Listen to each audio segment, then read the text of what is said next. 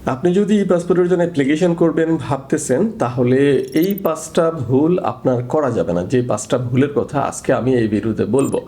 কারণ এই 5টা ভুল যদি আপনি করে ফেলেন, এই 5টার কোনো একটা ভুল যদি আপনি করে ফেলেন, আপনার পাসপোর্টটা পেতে দেরি হতে পারে। এমনকি পাসপোর্ট অফিসে যে আপনি একটা বিশাল একটা বিপদে পড়তে পারেন। এমনকি আপনার পাসপোর্টের জন্য যে টাকাটা জমা দিয়েছেন সেই টাকাটাও বরবাদ হয়ে যেতে পারে। চলুন জেনে নেওয়া যাক কোন সেই 5টা ভুল যেগুলো আমরা এড়িয়ে চলবো ই পাসপোর্টের জন্য অ্যাপ্লিকেশন করার সময়, এমনকি পাসপোর্ট অফিসে যাওয়ার সময়। ফার্স্টেই যেই ভুলের কথা বলবো সেটা হচ্ছে আপনার নাম, জন্ম তারিখ, ঠিকানা এগুলো অবশ্যই আপনার ডকুমেন্টের সাথে ম্যাচ করেই দিতে হবে। নাম এবং জন্ম তারিখ এগুলো কিন্তু এনআইডি কার্ডে স্পষ্ট লেখা আছে। আপনার যদি বয়স 18-র উপরে হয়ে যায়, আপনার যদি এনআইডি কার্ড থাকে, অবশ্যই এনআইডি কার্ডের সাথে ম্যাচ করে আপনার নাম, আপনার জন্ম তারিখটা দিতে হবে। আপনার বয়স যদি 18-র নিচে হয়, আপনি যদি জন্ম নিবন্ধন সার্টিফিকেট দিয়ে তখন পাসপোর্ট করতে পারবেন। সেক্ষেত্রে জন্ম নিবন্ধন সার্টিফিকেটে যেভাবে আপনার নামটা আছে, আপনার ডেট অফ বার্থটা আছে, সেভাবেই দিতে হবে। যদি একটা অক্ষরও ম্যাচ না করে, আপনার পাসপোর্টটা কিন্তু আপনি পাবেন না। আপনার পাসপোর্টটা পেন্ডিংয়ে থেকে যাবে। ইভেন আপনার পাসপোর্টে জমা নাও নিতে পারে। পাসপোর্ট অফিসে যদি ওনারা চেক করে এটা দেখতে পারে যে আপনার পাসপোর্টের ফর্মে, মানে অ্যাপ্লিকেশনে আপনি যেভাবে বানানটা লিখেছেন, আপনার জন্ম নিবন্ধন সার্টিফিকেট বা আপনার এনআইডি কার্ডে সেভাবে বানানটা নাই, তাহলেই এই বিপদে পড়ে যেতে পারেন। আর ঠিকানার কথা যদি বলি, যেটা হচ্ছে আপনার এনআইডি কার্ডে কিন্তু আপনার স্থায়ী ঠিকানাটা দেওয়া আছে। সো স্থায়ী ঠিকানাটা এনআইডি কার্ডে যেভাবে আছে সেভাবেই দিবেন। আর প্রেজেন্ট অ্যাড্রেস বা বর্তমান ঠিকানাটা হচ্ছে আপনার ইউটিলিটি বিল যে আপনি জমা দিবেন, সেই ইউটিলিটি বিলে যেই ঠিকানাটা আছে সেটাই হচ্ছে আপনাকে দিতে হবে প্রেজেন্ট অ্যাড্রেস। কারণ প্রেজেন্ট অ্যাড্রেস প্রমাণের জন্যই কিন্তু আমরা ইউটিলিটি বিলের কপিটা জমা দিয়ে থাকি। আর বাবা মায়ের নামের কথা যদি বলি, তাহলে আপনার এনআইডি কার্ডে কিন্তু আপনার বাবা এবং মায়ের নাম লেখা আছে, সেটা বাংলায় লেখা আছে। আপনাকে তো আর বাংলায় লিখতে হবে না, আপনাকে ইংলিশে লিখতে হবে। পাসপোর্ট অ্যাপ্লিকেশনের ফর্মে ইংলিশে লিখবেন। সেক্ষেত্রে আপনি একটা কাজ করতে পারেন, আপনার বাবা মার এনআইডি কার্ডের সাথে, মানে বাধ্যতামূলক না যে বাবা মার এনআইডি কার্ডটা দিতে হবে। যদি আপনি এনআইডি কার্ড, নিজের এনআইডি কার্ড দিয়ে অ্যাপ্লিকেশন করেন, সেক্ষেত্রে আপনি কি করবেন, আপনার এসএসসি সার্টিফিকেট থাকলে এসএসসি সার্টিফিকেটে কিন্তু ইংলিশ বানানটা আছে আপনার বাবা এবং আপনার মায়ের, সেটা আপনি দিতে পারেন। ওটার সাথে ম্যাচ রেখে আপনি দিতে পারেন এবং সেক্ষেত্রে অবশ্যই এসএসসি সার্টিফিকেটের একটা ফটোকপি সাথে জমা দিবেন, তাহলে আর ঝামেলায় পড়বেন না। আর যদি আপনি হচ্ছে জন্ম নিবন্ধন সার্টিফিকেট দিয়ে পাসপোর্ট করতেছেন, তাহলে তো বাবা অথবা মায়ের এনআইডি কার্ডটা দিতেই হবে। সেক্ষেত্রে অবশ্যই যেন বাবা মায়ের এনআইডি কার্ডের, ওনাদের এনআইডি কার্ডে তো ইংলিশে ওনাদের নামটা আছে, যেভাবে আছে সেভাবে যেন থাকে আপনার অ্যাপ্লিকেশনে, আদারওয়াইজ আপনি বিপদে পড়ে যেতে পারেন।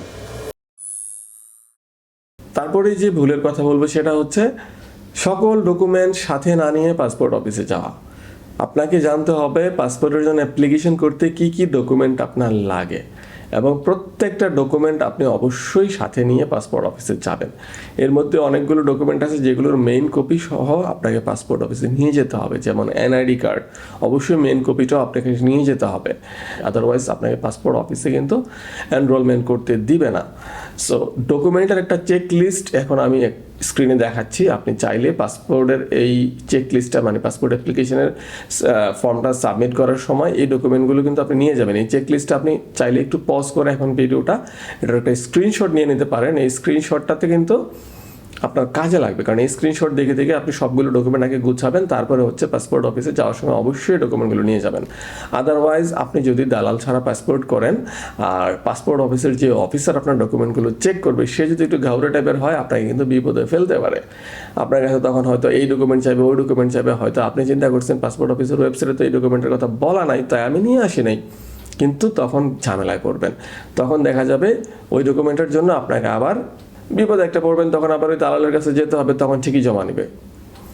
তো এই কারণে আমি বলি, যত ডকুমেন্ট আছে আমি লিস্টে যা যা দেখাইছি সবগুলোই পারলে নিয়ে যাবেন, তাহলে কোনো ঝামেলায় পড়বেন না। ডকুমেন্টের জন্য অ্যাটলিস্ট আপনার কোনো ঝামেলায় পড়তে হবে না।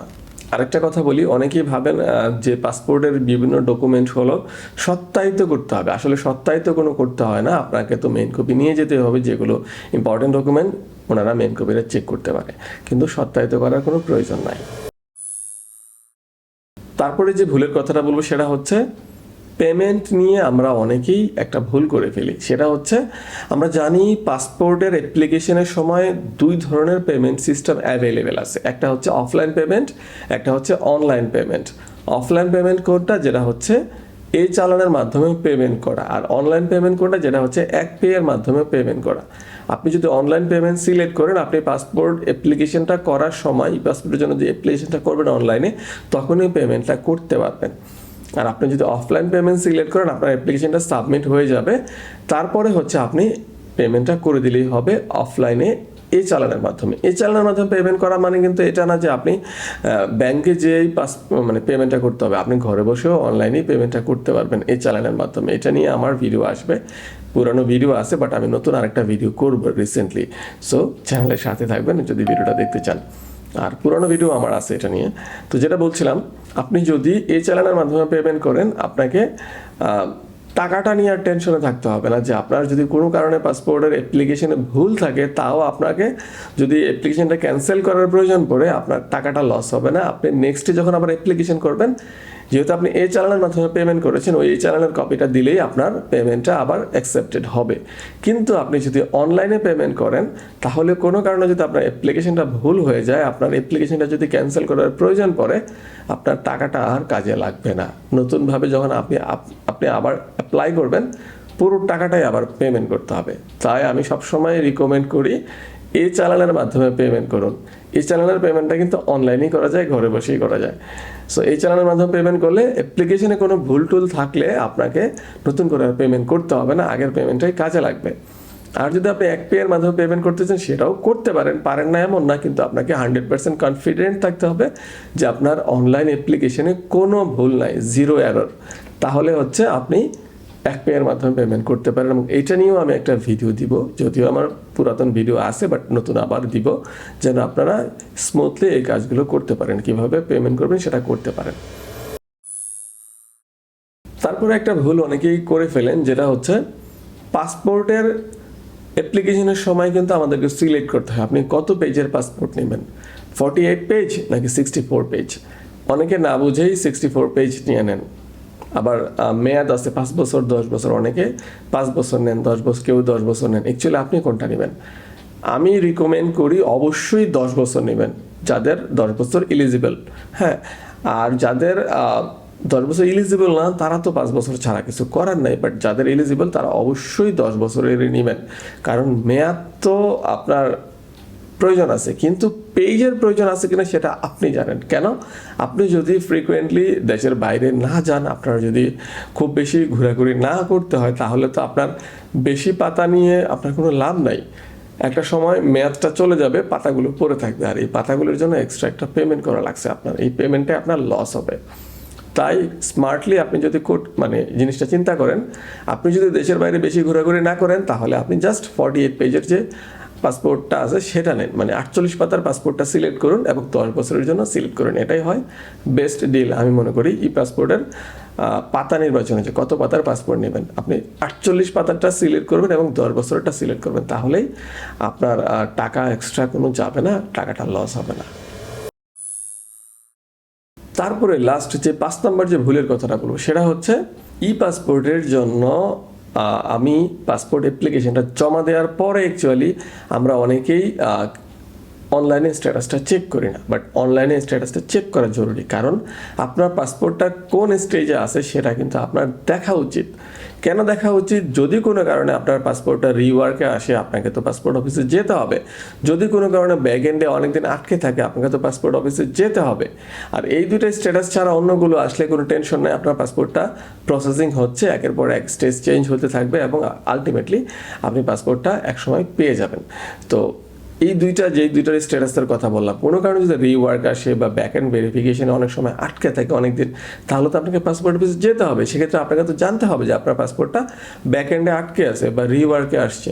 সো এইগুলো জানার জন্য হলেও কিন্তু আপনাকে অনলাইনে স্ট্যাটাসটা চেক করতে হবে। আর অনলাইনে কীভাবে স্ট্যাটাস চেক করতে হয় এটা নিয়ে কিন্তু আমি আমার লাস্ট ভিডিওতেই দেখাইছি, একদম A to Z দেখাই দিছি কীভাবে চেক করবেন, কোন স্ট্যাটাসের মানে কি। সো ওই ভিডিওটা দেখে নিতে পারেন যদি আপনার না জানা থাকে কিভাবে স্ট্যাটাস চেক করতে হয় এবং কোন স্ট্যাটাসের মানে কি।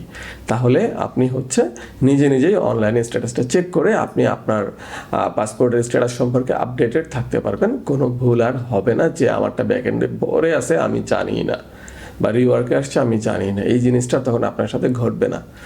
আশা করি বুঝতে পারছেন ক্যাশ অন স্ট্যাটাসটা চেক করা লাগবে। তো এই হচ্ছে আমি মনে করি 5টা ভুল, যেই ভুলগুলো আমরা সচরাচর করে থাকি, যেগুলো আসলে করা উচিত না। করলে অনেকের পাসপোর্ট পেতে দেরি হতে পারে, অনেকের পাসপোর্ট পাবেন না আটকায় থাকবে, আবার অনেকের টাকা পয়সাটা জ্বলে যেতে পারে। তো আশা করি ভিডিওটা ভালো লাগছে, অ্যাটলিস্ট এই ভুলগুলো আর আপনার হবে না। যদি ভিডিওটা ভালো লাগে অবশ্যই ভিডিওটাতে লাইক করার রিকোয়েস্ট থাকলো, কোনো প্রশ্ন থাকলে কমেন্ট করার রিকোয়েস্ট থাকলো। আর এই চ্যানেলটাতে যদি আপনি নতুন হয়ে থাকেন, এখনও যদি চ্যানেলটা সাবস্ক্রাইব না করে থাকেন, যদি ইউটিউবে দেখতেছেন তাহলে অবশ্যই চ্যানেলটা সাবস্ক্রাইব করে দেবেন। আর যদি ফেসবুকে দেখতেছেন তাহলে পেজটাকে ফলো করেই পাশে থাকতে পারেন।